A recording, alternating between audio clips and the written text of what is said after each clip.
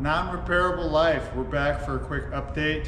It's been really hard for me to be able to film and do the work at the same time, so got some help to come over and record a quick video, show you what we've gotten done so far in the last couple days.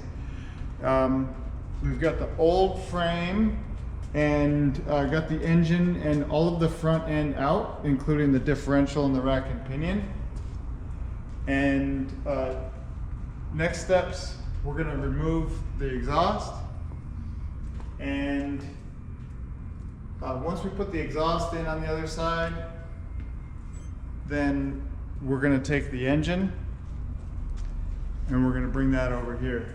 So what we got done last night was installed the rack and cleaned everything really well as we could.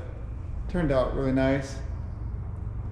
Got the differential out, got the rack and pinion out, put the differential back in, and the rack and pinion in, put both of the lower and upper control arms, the struts, and the tie rods on.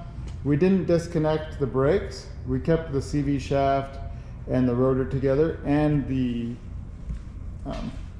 caliper as well. We didn't even take that off. So having a few extra hands and being able to take it off and carry it over to the other side made it a lot quicker, and it's coming along really well. The frame is really clean. I'm not sure if I want to do some undercoating on here.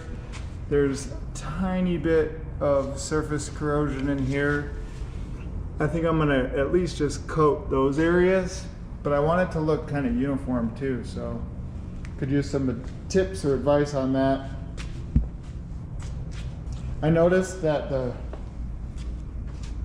this is a 2004 frame, and it also is obviously for KDSS, the adjustable suspension, as it has the airbags in the back, but it has a different hitch setup than the 2008 does.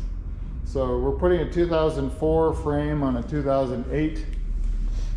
You can see how the hitch is much different. I'm gonna try and put the 2008 hitch receiver on.